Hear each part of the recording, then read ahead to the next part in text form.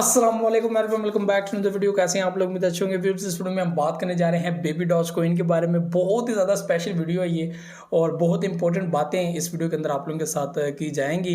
यहाँ पर बड़ा हैरान कर दिया, परेशान कर दिया बाइनेंस वालों ने। उसकी रीज़न ये है कि दो मीम कोइंस यहाँ पे जो है वो लिस्ट हुए हैं बाइनेंस के अंदर।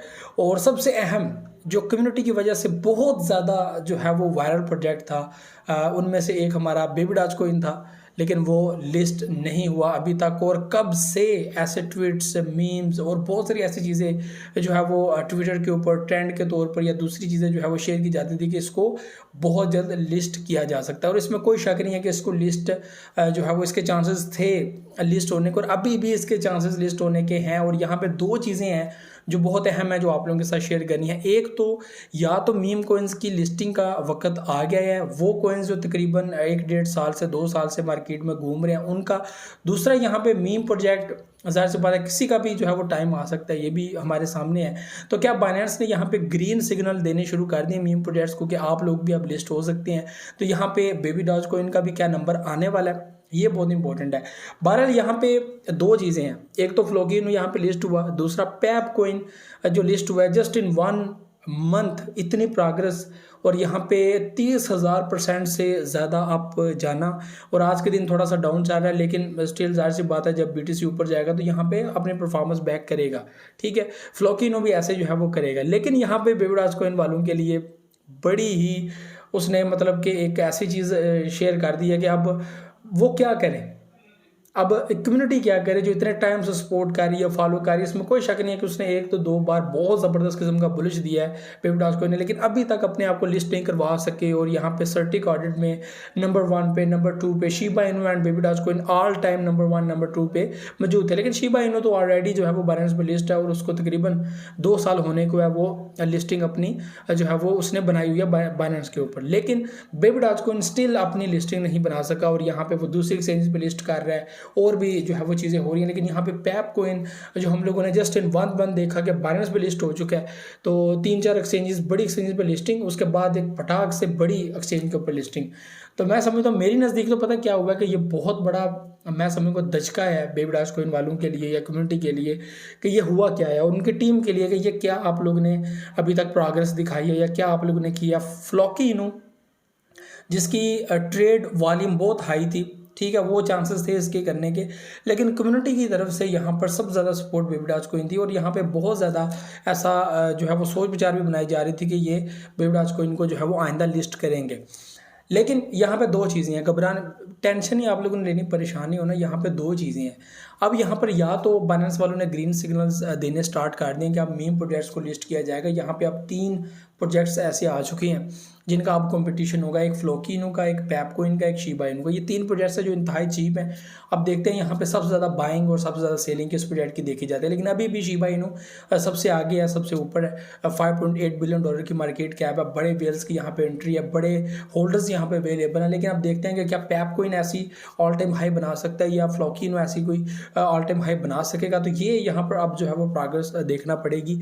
यहाँ पर बेबी डॉज कॉइन के लिए अब बहुत ज़्यादा जोर लगाने की ज़रूरत है। तो यहाँ पे ये भी चांसेस हैं कि बेबी डॉज कॉइन को आइंदा ऐसा ग्रीन सिग्नल मिल जाए। यहाँ पे एक बड़ी रीज़न हो सकती है बेबी डॉज कॉइन को अब तक लिस्ट ना करने की, मे भी ऐसा हो, ऐसा नहीं भी हो सकता, लेकिन ऐसा मुझे लग रहा है कि जो है सबसे ज़्यादा इसकी सप्लाई, ठीक है, तो इसकी सप्लाई को जो है वो कम से कम करना पड़ेगा। अगर पैप कॉइन की अगर हम लोग देखें तो उस पर भी 50 हम लोग देख सकते हैं। अगर हम लोग फ्लोकिनो देखें तो उसकी भी जो है वो 540 तक वैल्यू मौजूद है।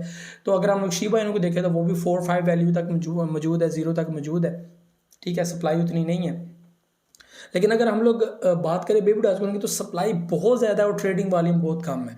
तो यहाँ पर ये जो चीज़ें होती हैं तो ये थोड़ा सा परेशान करती हैं और ख़राब करती हैं माहौल को। तो बेबी डॉज कॉइन कम्युनिटी थोड़ी सी परेशान भी है, हैरान भी है बाइनेंस के ऊपर। मैं भी हैरान हूँ कि ये हुआ क्या है। तो क्या मीम सीज़न के साथ साथ यहाँ पे बाइनेंस ने एक नई चीज़ मार्केट में डाल दिया कि अब यार मीम कोइन को भी लाया जाएगा। हालांकि अभी जो टाइम स्टार्ट हुआ है या हम लोग जो चीज़ सोच रहे थे कि मीम्स का टाइम ख़त्म हो गया, मीम्स अब जो है वो मार्केट में नहीं रहेंगी, ठीक है, और मैक्सिमम लोग मीम्स को जो है वो साइड पे कर देंगे और उन प्रोजेक्ट्स को फॉलो करेंगे जो इकोसिस्टम इस तरह की चीज़ें होती हैं। तो इसके ऊपर मैं एक अलग वीडियो बनाऊँगा जो बहुत इंपॉर्टेंट होगी। तो ये व्यूज़ चीज़ें हैं। बाकी आप लोगों ने ये चीज़ नहीं देखनी, दो चीज़ें आप लोगों के सामने मैंने रखी हैं। एक तो मीम को या तो ग्रीन सिग्नल मिल गया, यहाँ पे अब नेक्स्ट किसकी बारी आती है, तो यहाँ पे एक बेबी डॉज कॉइन भी है, दूसरे प्रोजेक्ट्स भी हैं, उनमें लिस्ट हो सकता है कोई प्रोजेक्ट, या फिर जो है वो इनको अपनी ज़ीरो कम करने की ज़रूरत है, मज़ीद बर्निंग करने की ज़रूरत है कि अपनी सप्लाई को ज़्यादा से ज़्यादा कम किया जाए और इसकी वैल्यू को और ज़्यादा बढ़ाया जाए। और अगर इसका वैल्यूम देखा जाए तो 109 एंड 8 के ऊपर जो है वो ट्रेड करता है, टॉप 100 में आ जाए, तो इसके चांसेस हैं कि ये दोबारा उस लिस्ट में आ जाए कि बाइनेंस सोचे कि इसको लिस्ट किया जाए, या इसकी टीम अप्रोच करे बाइनेंस को कि आप क्या क्राइटेरिया हमारे सामने रखते हैं या क्या आप लोग चाहते हैं कि हम लोग करें, उस हिसाब से आप लोग जो है वो बाइनेंस पे हमारे कोइन की लिस्टिंग कर दें। तो इस हिसाब से उनको मीटिंग अरेंज करनी चाहिए बाइनेंस के साथ। और जितने भी प्रोजेक्ट्स हैं जो काफ़ी वेटिंग में हैं कि हम लोग अपने प्रोजेक्ट को लिस्ट करें बाइनेंस के ऊपर, उन सबको मीटिंग अरेंज करनी चाहिए बाइनेंस टीम के साथ। उनसे पूछना चाहिए कि आप लोग क्या रिक्वायर करते हैं कि हमारे प्रोजेक्ट्स के अंदर ऐसी ऐसी क्या चीज़ें होनी चाहिए कि हम लोग जो है वो अपने प्रोजेक्ट को बाइनेंस पे लिस्ट करवाएं। तो ज़रूर आप लोगों को मीटिंग करनी चाहिए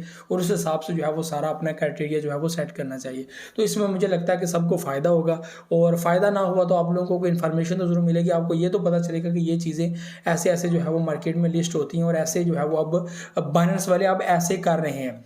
पैप कोइन कैसे लिस्ट हुआ ये भी आप लोगों के लिए एक्सपीरियंस करना बहुत ज़रूरी है कि ये कैसे हुआ, बाइनेंस ने इसको कैसे लिस्ट कर दिया।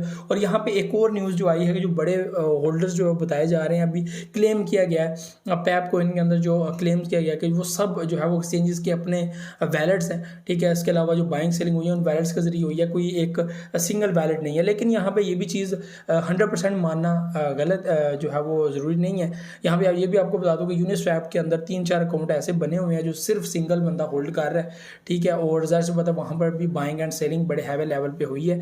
और आज से 1-2 डेट जो है वो वीक पहले जब इसकी प्राइस इतनी नहीं थी तो ऑल टाइम लो था, तो उस वक्त जो है वो प्राइस जो आपको हुई थी, तो अभी तक तो वो ज़बरदस्त किस्म का प्रॉफिट कमा चुके हैं वो वैलेट्स भी जो यूनिस्वैप के अंदर जो है वो बने हुए थे। तो ये व्यूअर्स चीज़ें थी जो आप लोगों से शेयर करनी थी। बाकी baby doge coin holder still आप लोग यकीन रखें, आप दो चीज़ें हैं, या तो बेबी डॉज लिस्ट होने वाला है या फिर जो है वो आप इनको अपनी सप्लाई के ऊपर काम करने वाले, सब पता चल जाएगा क्या होगा। अगर इसके साथ वाले प्रोजेक्ट्स लिस्ट हो जाते हैं, इस तरह की चीज़ें होती हैं, अब तो ज़ाहिर सी बात है मीम के ऊपर भी हम लोग को एक्टिव होना पड़ेगा। तो ये सारी चीज़ें थी जो आप लोग से शेयर करने की उम्मीद, आप लोग वीडियो पसंद है। मुझे तो इजाज़त, नेक्स्ट वीडियो में दुआ में याद रखिए, बहुत सारे याद रखिएगा। अल्लाह हाफिज़ नासिर।